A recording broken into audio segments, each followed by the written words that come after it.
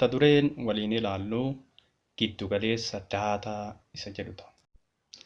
Xumura qabiyyee kanaa irratti maalummaa daataa ni ibsita. Foormulaa giddu-galeessa daataa ni himta. Giddu-galeessa daataa kennamee ni barbaadda jechuudha.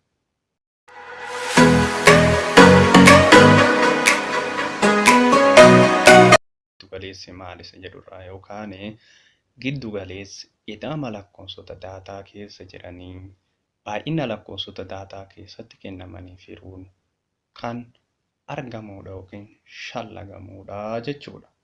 Kunis giddu-galeessa daataa nuuf kennamee barbaaduuf ida'ama lakkoofsota nuuf kennamanii deebisnee baay'ina lakkoofsota daataa sana keessa jiraniif hiruun argannaa jechuudha. Kanaaf giddu-galeessi daataa ida'ama lakkoofsota daataa keessa jiranii hiruu baay'ina lakkoofsota daataa keessa jiranii sana ta'a jechuudha. Kanaaf giddu-galeessi walqixataa ida'ama lakkoofsa kennamanii irra baay'ina lakkoofsa kennamanii ta'a jechuudha. Kunis giddu-galeessa walqixataa ida'ama lakkoofsa kennamanii deebisnee baay'ina lakkoofsa kennamanii hiruu. Fakkeenyaa ilaallu. Tokkoffaa giddu-galeessa lakkoofsota 43, 82, 55, 44 fi 66 barbaadii jedha. Gaaficha nuuf kenname furmaata yeroo barbaannu jalqaba irratti ida'ama lakkoofsota kennamanii barbaannaa.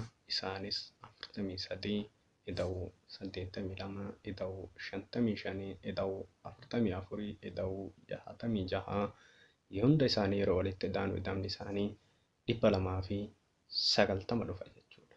Lammaffaa irratti immoo baay'ina lakkoofsota kennamanii barbaanna. Isaanis baay'inni isaanii 5 ta'a jechuudha.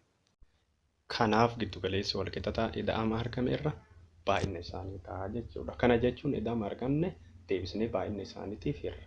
Kanaaf giddu-galeessi walqixataa ida'amni arganne 290 baay'inni isaa 5 290 kana 5 yoo hirru deebiin nuti argannu 58. Kanaaf 58 nuti argannu kuni giddu-galeessa daaticha nuuf kennamee sana ta'a jechuudha.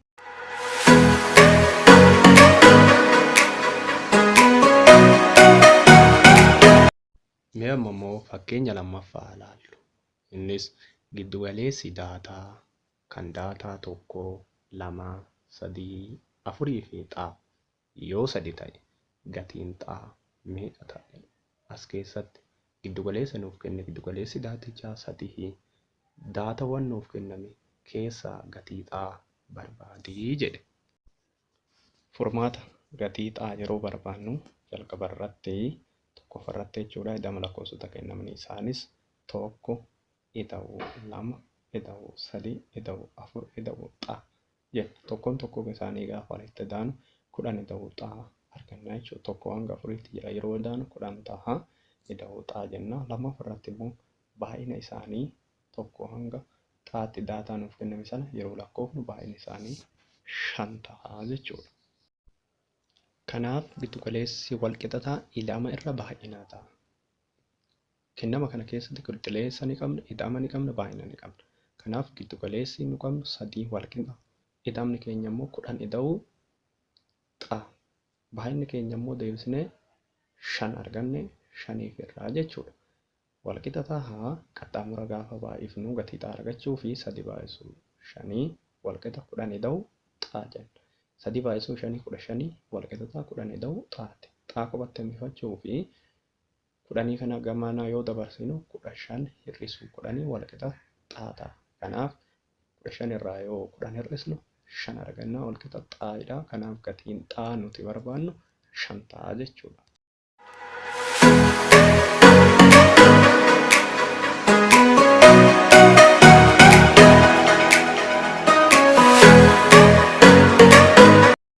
Mee amma immoo fakkeenya sadaffaa waliin ilaallu. Fakkeenyi sadaffaan bifa gabateetiin daataaf baay'ina wal bira nuuf kenname. Daataan jalqabaa 15 baay'inni isaa 4, 25 baay'inni isaa 2, 10 baay'inni isaa 3, 20 baay'inni isaa 1. Isa kanaaf giddu-galeessa daataa nuuf kenname kana barbaadedha. Haala kamiin barbaaduu dandeenya waliin haa ilaallu. Kanaaf furmaata isaatiif jalqaba irratti ida'ama tokkoon tokkoo lakkoofsota nuuf kennamanii barbaannaa. Kanas 15 4 waan jiruuf 15 baay'isuu 4 60 ta'a. 25 lamatu jira, lamummaa yoo baay'ifne 50 ta'a. 10 baay'isuu 3 waan jiruuf 30 ta'a. 20 baay'isuu tokko waan jiruuf 20 ta'a. Dhumarratti hunda isaanii gaafa baay'ifne walitti ida'an 160 argannaa jechuudha. Kuni ida'ama lakkoofsota kennamanii san ta'a jechuudha. Lammaffaa irratti immoo kan nuti barbaannu baay'ina lakkoofsota kennamaniiti. Isaanis sanis argachuuf maal goona? Baay'ina gabatee keessatti nuuf kenname san tokkoon tokkoo isaa walitti ida'ana. Kunis 4 ida'uu 2 ida'uu 3 ida'uu 1 yeroo walitti ida'an 10 jechuudha. Kanaaf baay'inni daataa nuuf kenname sun 10 ta'a jechuudha.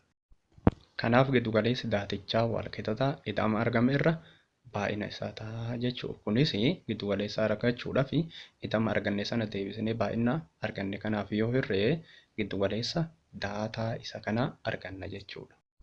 Kanaaf giddugaleessi daatichaa walqixxataa ida'ama argame. Ida'amni argamne 160 irraa baay'ina isaa jechuunis 10 argannee 10 jennaan. Sana booddee 160 10f gaafa hirru 16 nuti arganne kuni giddugaleessa daaticha nuuf kenname sana ta'a jechuudha.